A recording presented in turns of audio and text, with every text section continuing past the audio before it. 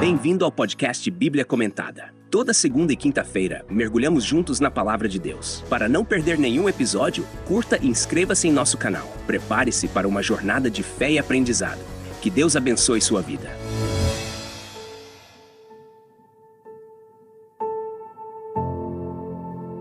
O primeiro capítulo do livro de Daniel nos apresenta o contexto histórico e espiritual em que se desenrola a história de Daniel e seus companheiros. Este capítulo é crucial para entendermos o cenário em que esses jovens hebreus foram levados cativos para a Babilônia e como sua fé foi testada logo no início de seu exílio. Nos primeiros versículos, encontramos o relato da conquista de Jerusalém por Nabucodonosor, rei da Babilônia, durante o terceiro ano do reinado de Jeoaquim, rei de Judá, aproximadamente em 605 anos antes de Cristo. Essa conquista não foi apenas um evento militar, mas também uma demonstração do julgamento de Deus sobre Judá por sua contínua desobediência e idolatria. A profecia de Jeremias, que havia advertido o povo sobre o cativeiro babilônico, começa a se cumprir nesse momento. A conquista de Jerusalém e o saque do Templo de Salomão são mencionados brevemente, destacando que Nabucodonosor levou parte dos utensílios sagrados do templo para o templo de seu Deus em Sinear, a antiga Babilônia. Esse ato simbolizava, aos olhos dos babilônios, a superioridade de seus deuses sobre o Deus de Israel, embora, na verdade, fosse uma consequência da disciplina divina sobre seu povo. Em seguida, somos apresentados à seleção de jovens israelitas para servirem na corte de Nabucodonosor. O rei instruiu Aspenaz, o chefe dos eunucos, a escolher dentre os cativos aqueles que fossem sem defeito físico, de boa aparência, instruídos em toda sabedoria, conhecedores de ciência e que fossem capazes de servir no palácio. Isso revela o desejo de Nabucodonosor de integrar esses jovens à cultura babilônica, utilizando sua inteligência e habilidades a serviço do império. O processo de aculturação incluía o ensino da língua e da literatura dos caldeus, o que era essencial para que esses jovens pudessem desempenhar suas funções administrativas e políticas na corte. O treinamento que eles receberam era completo e abrangia desde a língua até a filosofia e a astrologia babilônica, demonstrando o rigor e a seriedade com que os babilônios preparavam seus oficiais. Entre os escolhidos estavam Daniel, Hananias, Misael e Azarias, que eram da tribo de Judá. No entanto, logo lhes foram dados novos nomes babilônicos. Daniel passou a ser chamado de Beltesazar, Hananias de Sadraque, Misael de Mesaque e Azarias de Abednego. A mudança de nome simbolizava uma tentativa de apagar suas identidades hebraicas e assimilar totalmente esses jovens à cultura e à religião babilônicas. Esses novos nomes estavam associados a deuses babilônicos, o que era uma tentativa de reidentificar esses jovens com a cosmovisão pagã de Babilônia. Apesar dessa pressão cultural, o versículo 8 revela a determinação de Daniel em não se contaminar com as iguarias do rei e com o vinho que ele bebia.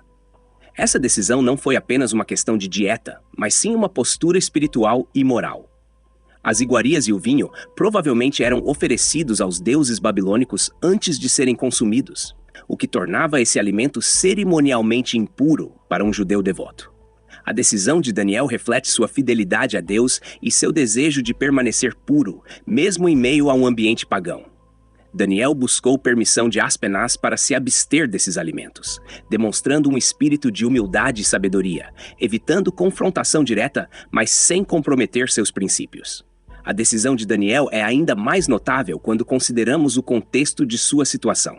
Ele estava em uma terra estrangeira, longe de qualquer apoio de sua comunidade ou de sua família, cercado por pressões para conformar-se aos costumes babilônicos. No entanto, ele escolheu obedecer a Deus, mesmo que isso pudesse colocar sua vida em risco. A narrativa bíblica nos diz que Deus concedeu a Daniel graça e misericórdia diante de Aspenaz, o que resultou na permissão para que Daniel e seus amigos fizessem um teste de 10 dias, consumindo apenas legumes e água. A palavra legumes no texto hebraico refere-se a qualquer alimento que cresce da terra, o que pode incluir cereais e frutas, indicando uma dieta simples e natural. Após os 10 dias, Daniel e seus amigos apareceram mais saudáveis e robustos do que os jovens que comiam das iguarias do rei. Este resultado não apenas confirmou a fidelidade de Deus para com aqueles que confiam nele, mas também demonstrou que a obediência a Deus traz consigo bênçãos e prosperidade, mesmo em circunstâncias adversas. Esse episódio ilustra que a verdadeira saúde e vitalidade vem de uma vida alinhada com os princípios divinos, mais do que dos prazeres e excessos do mundo. A conclusão do capítulo destaca que Deus deu a esses 4 jovens conhecimento e inteligência em toda cultura e sabedoria, e a Daniel, especificamente, concedeu a capacidade de entender todas as visões e sonhos.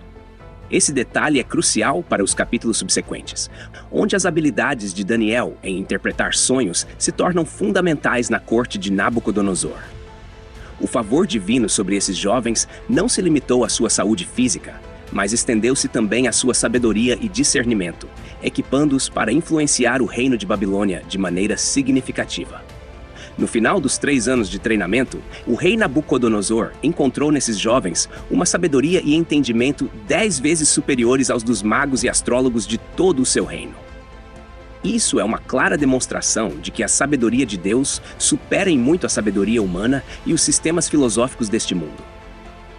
A permanência de Daniel na corte até o 1º ano do rei Ciro, que ocorreu aproximadamente em 539 anos antes de Cristo, destaca a fidelidade contínua de Deus em preservar e usar seus servos ao longo de diversas administrações e mudanças políticas. O 1º capítulo de Daniel não é apenas uma introdução ao livro, mas estabelece o tema central de fidelidade em meio à adversidade e à pressão cultural. A história de Daniel e seus amigos serve como um poderoso exemplo de como os crentes podem permanecer firmes em sua fé, mesmo em um ambiente hostil. O compromisso deles com Deus, a despeito das tentações e pressões, revela que a verdadeira sabedoria e prosperidade vem da obediência a Deus e não da conformidade com o mundo. Em cada aspecto dessa narrativa, vemos a mão de Deus guiando, protegendo e honrando aqueles que o honram.